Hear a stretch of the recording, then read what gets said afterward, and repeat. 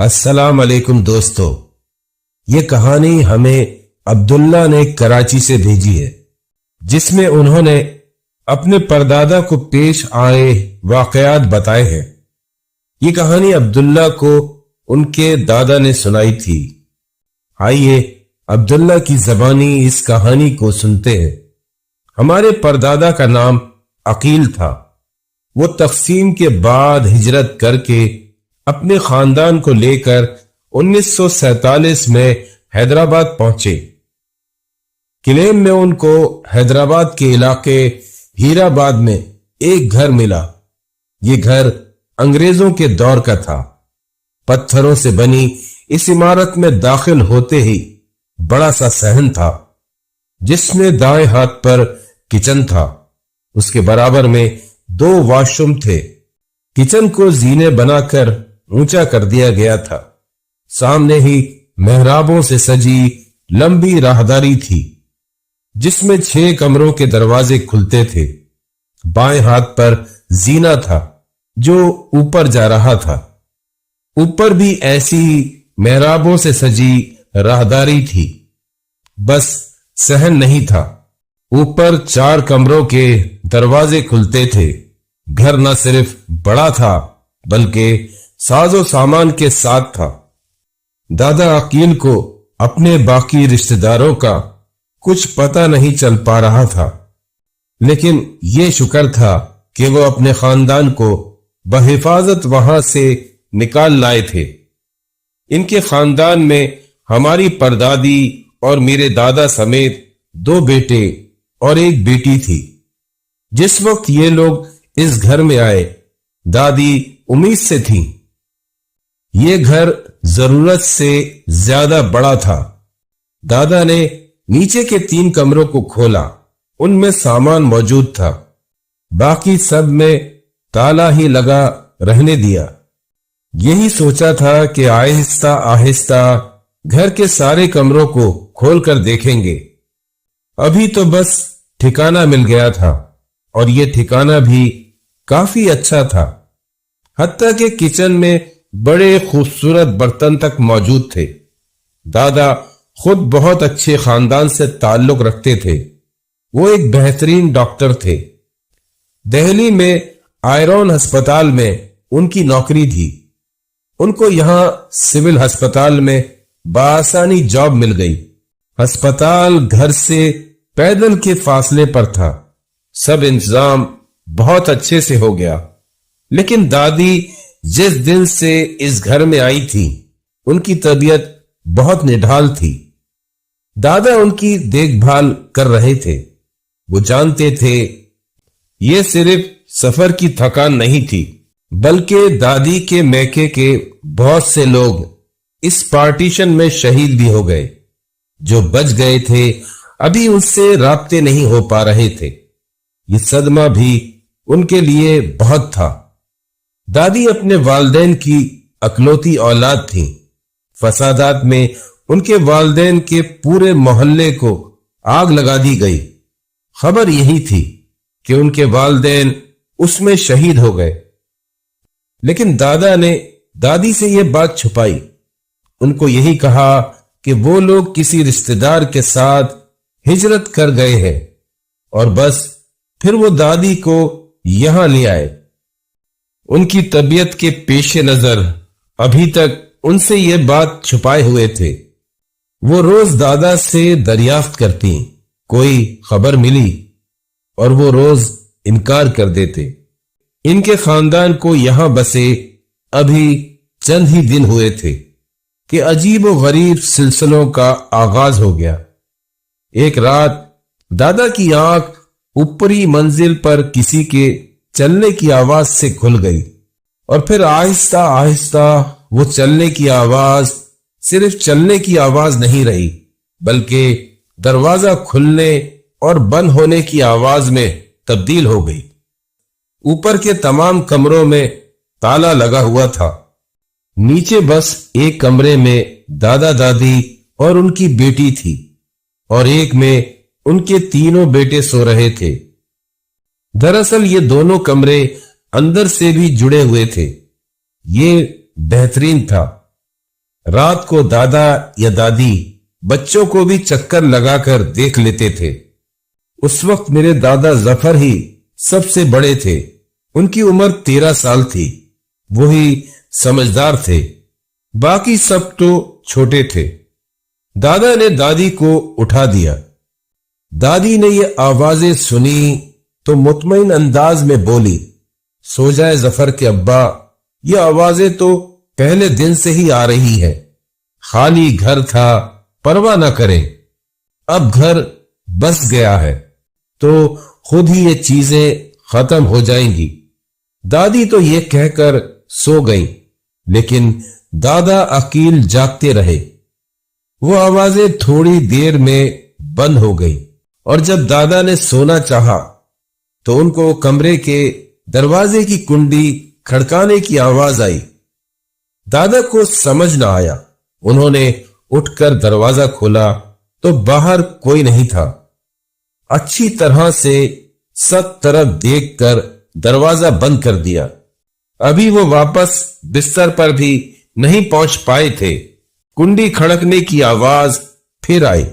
इस बार दादा ने बगैर सोचे समझे फुर्ती से दोबारा दरवाजा खोला तो फिर सामने कोई नहीं था, लेकिन उनको सहन से ऊपरी मंजिल को जाते जीनों की तरफ कोई साया सा लहराता जाता दिखा।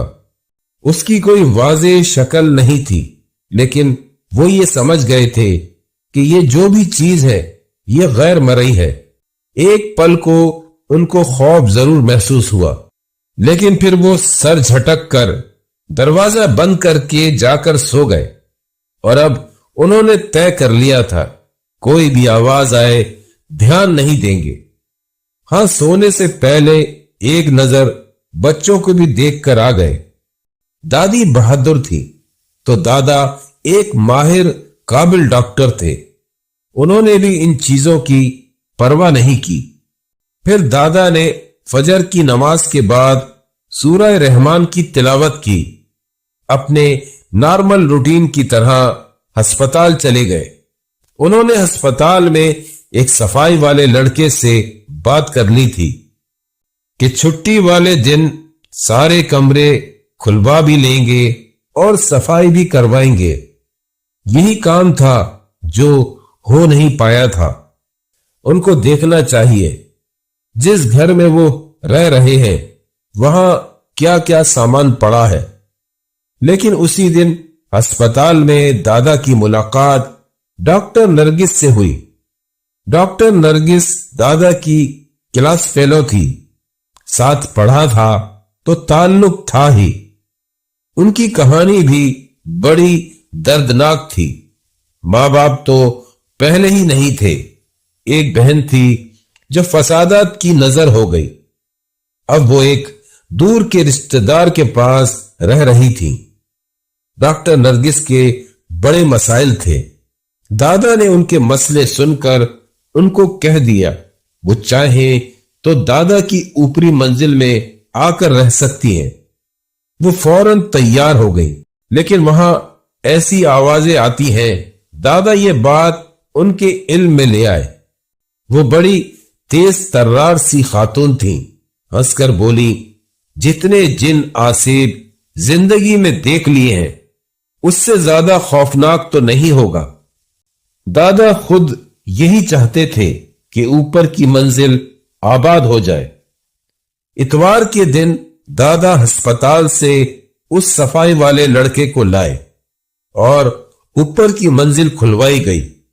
2 कमरों में तो काट कबाड़ था, जिसको बस समेट कर साफ करवाया गया। और जब तीसरा कमरा खोला तो दादा उसको देखकर हैरान रह गए। उसमें बाकायदा सारा फर्नीचर था। कमरे में बड़ी निफासत से सामान रखा हुआ था। सिंघार मेज पर कांच के प्याले में अध जली मोमबत्ती ऐसे रखी थी जैसे कोई अभी कमरे से निकल कर गया हो। और कुछ चूड़ियां और भी कुछ छोटी छोटी चीजें थी जो वहां मौजूद थी। इस कमरे में मौजूद 2 पट की अलमारी को खोला गया। उसमें कुछ कीमती साड़ियां थी। لیکن دادا نے ان چیزوں کو جگہ سے نہ ہلایا. اس کمرے کی صفائی کروا دی. جب سب سے آخری چوتھا کمرہ کھولا گیا تو عجیب بات یہ تھی کہ وہ کمرہ بالکل خالی تھا. اس میں کوئی سامان نہیں تھا. بس کمرے کے وسط میں کچھ راکھ پڑی ہوئی تھی. یہ تو اللہ ہی جانتا ہے کہ یہاں کیا ہوا ہوگا. ادھر کی بھی صفائی کروا دی گئی. دادا نے نیچے آ کر دادی کو بتایا تو دادی نے صاف منع کر دیا کہ کسی بھی چیز کو جگہ سے نہ ہلائیے گا.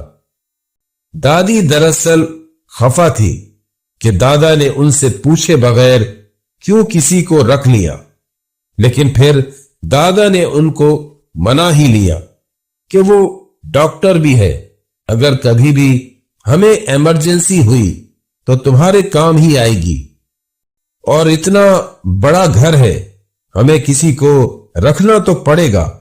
دادی مان تو گئیں, لیکن اس شرط پر ان کے والدین جب بھی آئیں گے وہ یہ گھر خالی کروا لیں گی. دادا نے بھی حامی بھر لی. وہ جانتے تھے ایسا نہیں ہوگا. انہوں نے طے کر لیا تھا بچہ ہو جائے تو وہ دادی کو سچ بتا دیں گے. اس رات دادا اسی پریشانی میں جاگ رہے تھے کہ جب دادی کو حقیقت پتہ چلے گی تو کیا ہوگا. دادی واش روم چلی گئی. جب وہ بہت دیر تک نہ لوٹی تو دادا کو تشویش ہوئی. وہ اٹھ کر باہر آئے تو باہر سناٹا پھیلا ہوا تھا.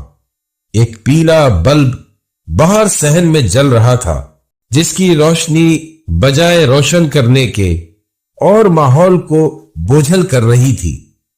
دادا نے غسل خانے کا دروازہ بجایا تو دادی نے اندر سے جواب دیا. وہ مطمئن ہو کر پلٹے. ان کی نظر اوپری منزل کی بالکونی پر پڑی. وہاں ایک عورت کھڑی تھی, سجی سمری. نیم اندھیرے میں بھی اس کے زیور چمک رہے تھے. وہ بڑے غور سے دادا کو دیکھ رہی تھی. دادا کے تو پیروں تلے زمین کھسک گئی.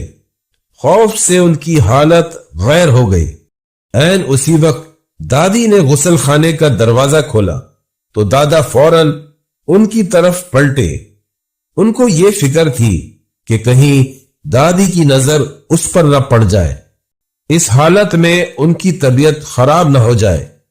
دادی ان کو باہر کھڑے دیکھ کر ان سے بات کرنے لگی. کیا ہوا ظفر کے ابا؟ آج پھر کوئی آواز آ گئی. انہوں نے تو ہنس کر پوچھا تھا.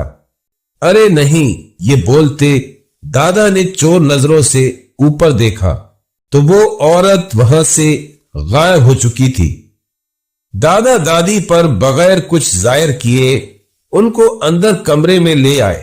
انہوں نے زندگی میں یہ دوسری بار اتنے واضح طور پر کچھ دیکھا تھا.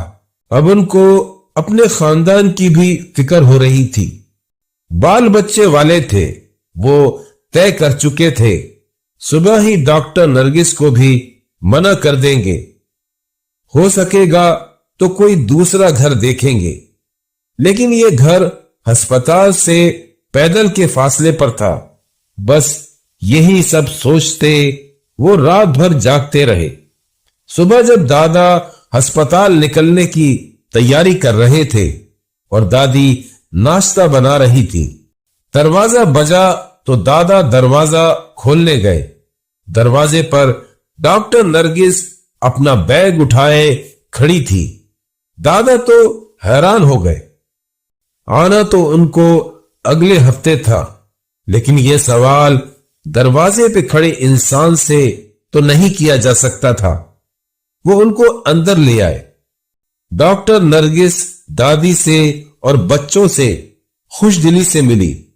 انہوں نے بتایا آنا تو ان کو اگلے ہفتے تھا, لیکن جہاں وہ رہ رہی تھی وہاں ان کے لیے حالات اور مشکل ہو گئے, تو اسی لیے انہوں نے وہ گھر چھوڑ دیا.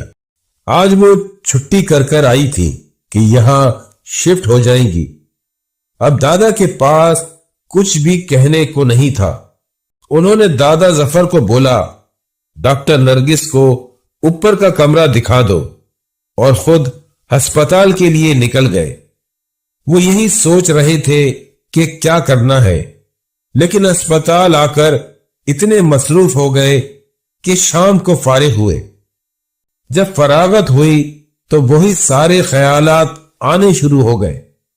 فوراً گھر کو چل دیے کہ دیکھیں تو صحیح کہ کیا صورتحال ہے، لیکن گھر میں داخل ہوتے ہی ان کی توقع کے برخلاف ماحول خاصا خوشگوار تھا۔ بڑے مزیدار سی خوشبو گھر میں پھیلی ہوئی تھی۔ ڈاکٹر نرگس بریانی دم دے رہی تھی۔ دادی اور بچے صحن میں بیٹھے تھے۔ دادی نے بتایا آج نرگس بہن کا اصرار تھا کہ کھانا وہ پکائیں گی، اور واقعی انہوں نے کھانا بہت لذیذ بنایا تھا۔ سب خوش ہو گئے۔ دادی تو اپنی طبیعت کی وجہ سے کھانا بمشکل بنا پاتی تھی۔ کھانے کے فوراً بعد وہ اوپر چلی گئی۔ ان کو یہ گھر بے حد پسند آیا تھا۔ یہ لوگ اپنے کمروں میں آ گئے۔ چاہتے ہوئے بھی دادا ان کو اور دادی کو کل رات والی بات بتا ہی نہ پائے، اور اب انہوں نے اس کو ذہن سے نکال ہی دیا۔ سوچ لیا جو ہوگا دیکھا جائے گا۔ اور پھر آدھی رات کو دادا کے کمرے کا دروازہ بجا، بلکہ دروازہ بجا نہیں بلکہ پیٹا گیا۔ دادی بھی اٹھ بیٹھی۔ دروازے پر ڈاکٹر نرگس کھڑی تھی۔ ان کے چہرے کی رنگت اڑی ہوئی تھی۔ دروازہ کھلتے ہی وہ اندر آ گئی۔ وہ بے حد خوفزدہ لگ رہی تھی۔ ڈری ڈری نظروں سے بار بار باہر دیکھ رہی تھی۔ ان کو پانی پلایا گیا۔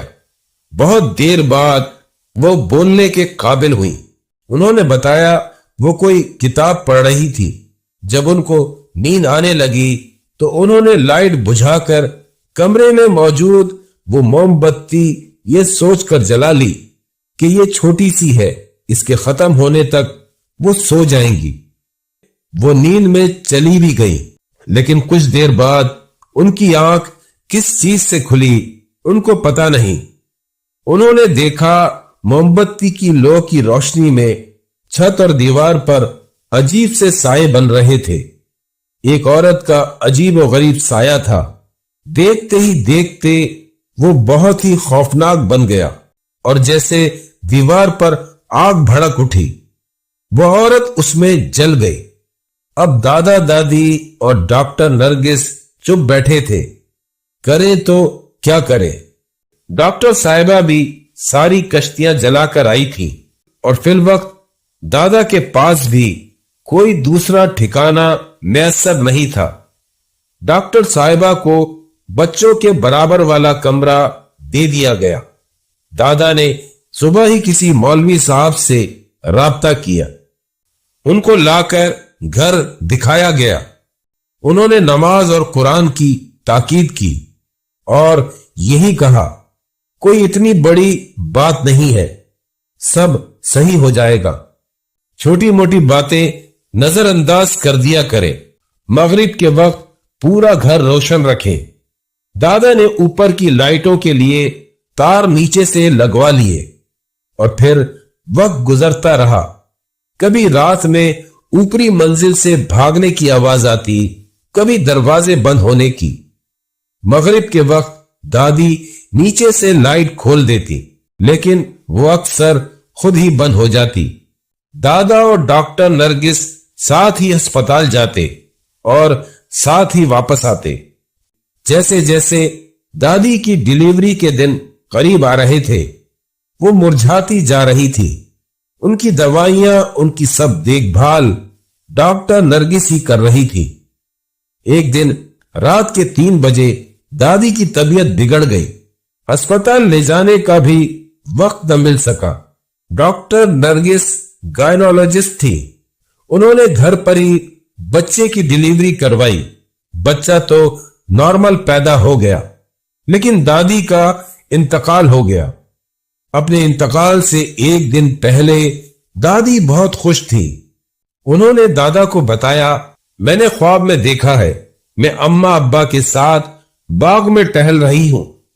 आप देखना अम्मा अब्बा बहुत जल्द मिल जाएंगे। दादी का ख्वाब सुनकर दादा पहले ही डर गए थे और एक दिन बाद ही वो उन्हें छोड़कर चली गई। इस मुश्किल वक्त में डॉक्टर साहिबा ने बहुत साथ दिया, लेकिन कब तक देती। दादी के बाद उनका यहां रहना मुनासिब नहीं था। दादी के इंतकाल के 10 दिन बाद ही डॉक्टर नरगिस ने खुद से दादा को शादी की पेशकश कर दी और दादा मान भी गए। कोई रास्ता नहीं था। 15 दिन बाद उनका निकाह सादगी से हो गया। उस रात दादा ने ऊपर की गैलरी में फिर एक औरत को खड़े देखा। वो बहुत दुख भरी नजरों से नीचे सहन में देख रही थी। वो कोई और नहीं, दादी का साया था, जो एक पल को दिखाई देकर नजरों से ओझल हो गया। दादी को इस तरह देखकर दादी की जुदाई का गम दादा के दिल में और बढ़ गया। उनको लगा उन्होंने शादी करके गलती की, लेकिन ये तो उन्होंने बच्चों के लिए की थी। इस शादी पर डॉक्टर साहिबा की खुशी छुपाए नहीं छुप रही थी। वो 4 बच्चों के बाप से शादी करके बहुत खुश थी। वो शादी क्या हुई, डॉक्टर साहिबा बदल गई। उनका प्यार मोहब्बत जैसे दिखावा था। अपने छोटे बहन भाइयों को दादा जफर ने ही पाला, उन्होंने ही उनकी देखभाल की। इसी वजह से वो तालीम मुकम्मल नहीं कर पाए। डॉक्टर साहिबा से दादा के 2 बच्चे और पैदा हुए। उस रात के बाद अक्सर दादा को दादी ऊपरी मंजिल पर उदास खड़ी दिखती और नजरों से ओझल हो जाती। और वक्त गुजरा, लेकिन दादा उस शादी से खुश नहीं हुए, बल्कि उन्होंने खुद को मसरूफ कर लिया। दादा जफर कहते हैं उनको यकीन था उनकी अम्मी को डॉक्टर साहिबा ने ही कुछ किया था, जिसकी वजह से वो वफात पा गईं। दादा बताते हैं वो दादा अकील की गैर मौजूदगी में हमें जाहिलों की तरह कोसती थी। एक दफा बोल गई थी, तुम लोगों को भी तुम्हारी मां के साथ मार देना चाहिए था। वो बोलकर डर गई। दादा जफर समझदार थे, बात पी गए और सब्र किया। वक्त बुरा हो या अच्छा गुजर ही जाता है और एक टाइम पर डॉक्टर नरगिस कैंसर का शिकार होकर इंतकाल कर गई। उन्होंने अपनी मौत से चंद दिन पहले कबूल किया कि दादी की मौत की जिम्मेदार वही थी। वो शुरू से दादा को पसंद करती थी। जब उनको जिंदगी ने मौका दिया, वो खुद गर्ज बन गई।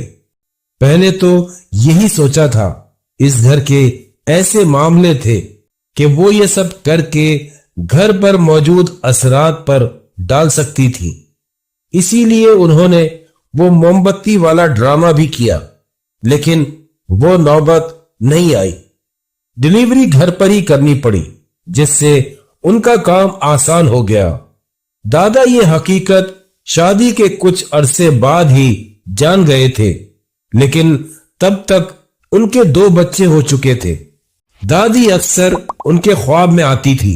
दादा अकील भी डॉक्टर नरगिस के इंतकाल के कुछ अरसे बाद वफात पा गए। ये बात बिल्कुल सही है। जिन भूतों से कहीं ज्यादा खतरनाक तो इंसान है, जो इंसान को खा जाता है। ये थी अब्दुल्ला के परदादा की कहानी, जो उन्होंने हमसे शेयर की। कहानी अगर अच्छी लगी तो कमेंट सेक्शन में जरूर बताइएगा।